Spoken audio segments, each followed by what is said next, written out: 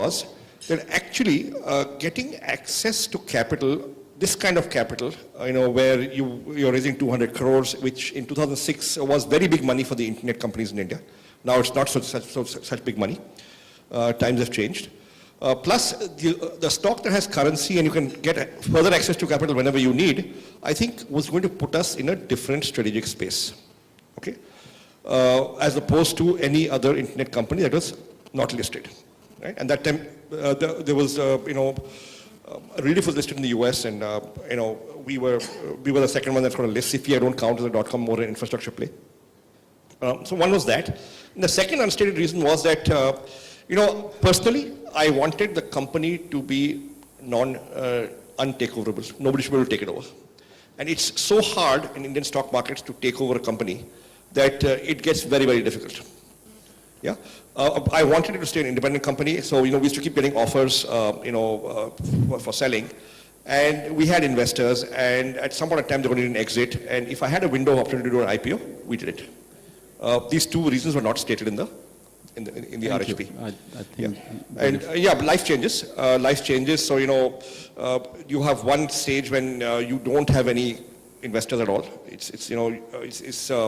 And then you raise private money, and life changes at that point in time. Suddenly, it's not your company alone.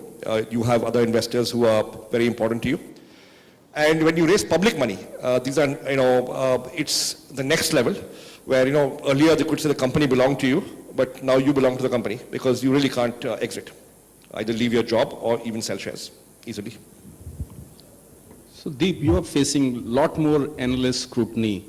I know every often when I call you, you have a call planned. Is it putting a lot of pressure? That could be an excuse also at times. Whenever I call, he picks up immediately on the first ring. Right. As we all know that Rajesh can be, very persuasive is a good word. No, jokes apart, Rajesh, I think it's true. And Sanjeev actually was, he's been a friend, philosopher guide right through, and he was on our board actually till the time we listed. And Sanjeev shared a lot of, good advice with me in terms of why list. And I think it was really important to me because I think that was the fundamental question, why do we want to list? So these reasons are obvious, and I think the biggest driver in our case was liquidity to investors and currency for our colleagues and ourselves, but that you could also get by selling the company.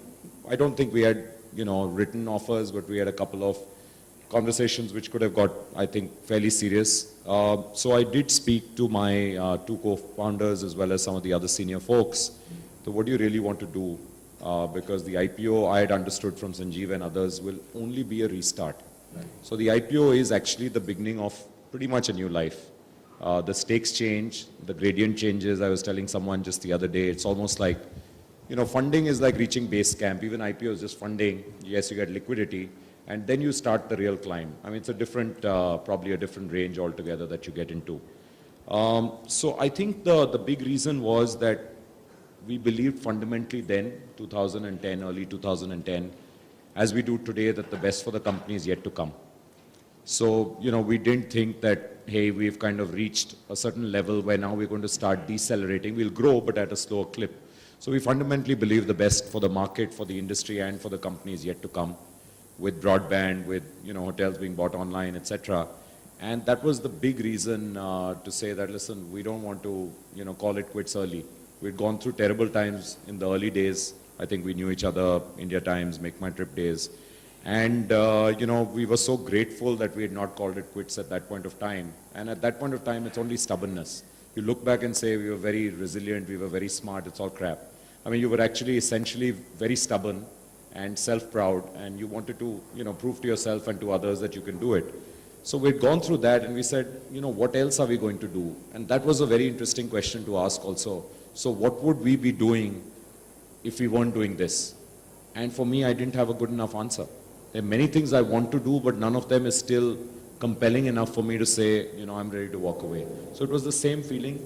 I think there was a little, then this whole India-US debate, which actually was the only, I think, debate issue ever where our board was split down the middle. So it was very interesting, and I really didn't know which side to go. So I went and did what I do best, I guess. So in hindsight, you think you made the right decision?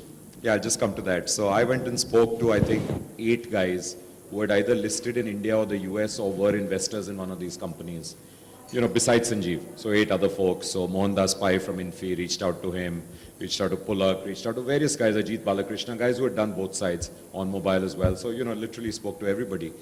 And, it came down to the fact that the appetite for internet investing is still very small in India, public internet investing. Despite InfoEdge. For one InfoEdge, there seem to be at least 50 internet companies in the US. Everyone said it's going to be very difficult, and that didn't scare us. So they said, listen, it's really tough, it's very hard, and it's expensive. So it didn't scare us because I think we were very confident. I have a great CFO, co-founder, and I was very, very confident that we'll be able to go through that. So looking back, it was undoubtedly the right thing to do. I mean, there is, we would, I don't think, get half the value in very cost terms that we get there even today. The market is brutal, but it's also very rewarding. The quality of investors you meet make it all worthwhile. So it's just, while the road shows that you do, a non-deal roadshow, etc., it's very innovating, it's exhausting because you do 5 days, 5 cities kind of thing. But the quality of investors you meet, particularly in the long money places, just makes it so worth, you learn from them. And every time I go to a conference here and, I guess I've said it openly, unfortunately there are very few good investors on the public space who even get what you're trying to do or appreciate what you're trying to do, etc. And so I think net that was the right thing. Also our international plans have been better fueled through international, doing M&A overseas becomes much easier if you actually have a holding company overseas. Yeah, I just want to add one more thing. You see, a strategic sale versus an IPO, assuming that you have the choice. The truth is, in most strategic sales, you will be bought, the company asset will be bought by somebody else. He will have his own ideas about it.